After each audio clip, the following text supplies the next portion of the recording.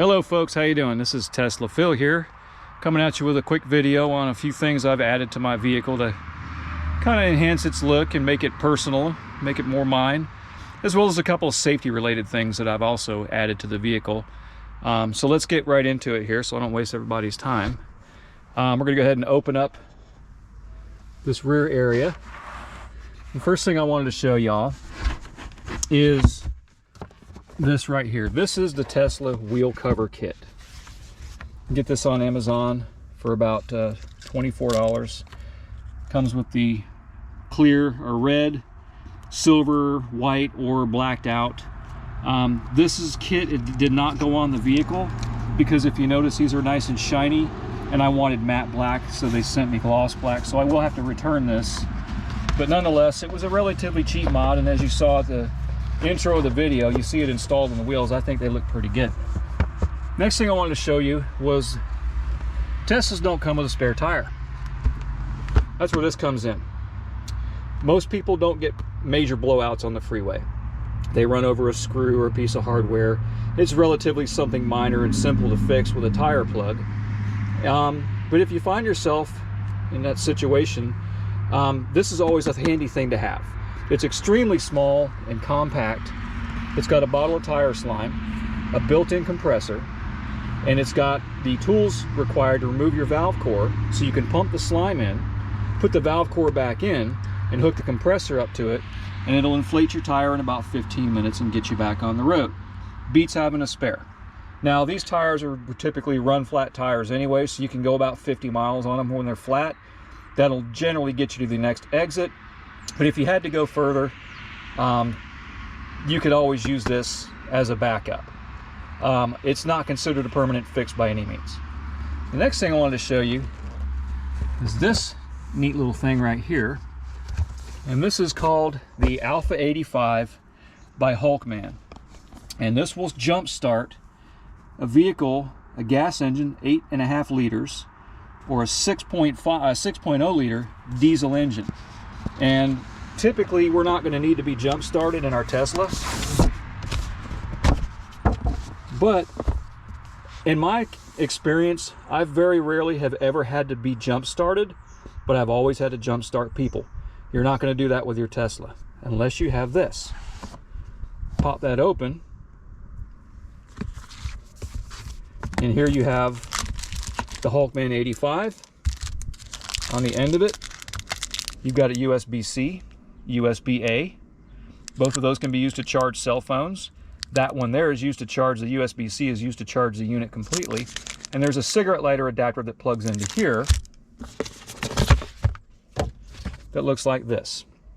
So here's your charger. It'll take this charge from 0 to 100% in under an hour.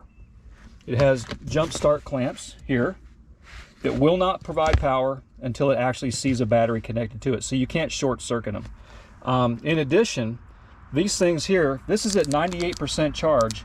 I bought this on Christmas, the week of Christmas, and I charged it Christmas Day to 100%. It's now the middle of March, and it's done nothing but sit in the car, and it's still at 98% charge. So it's a handy little item to have. Again, you're not going to be jump starting people with your Tesla, but you certainly can jump start them with this.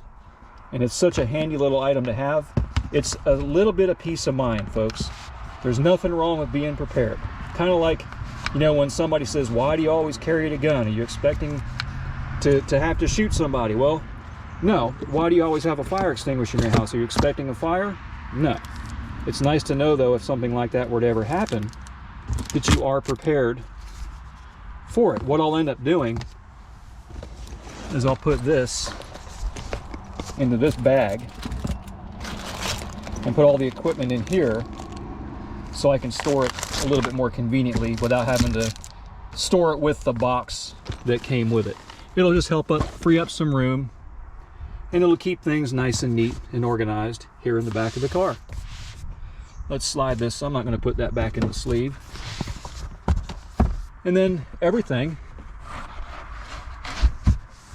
tucks away neatly under there. So, and I guess the last mod I can just take you and show you real quick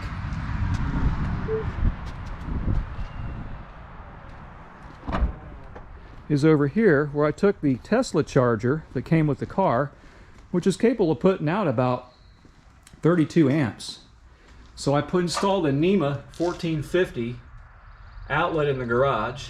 I hooked it up, bought the NEMA adapter from Tesla, hooked it up to my car charger, and I can now charge my car at a rate of 28 to 30 miles per hour. I do have the Tesla wall charger on order for it.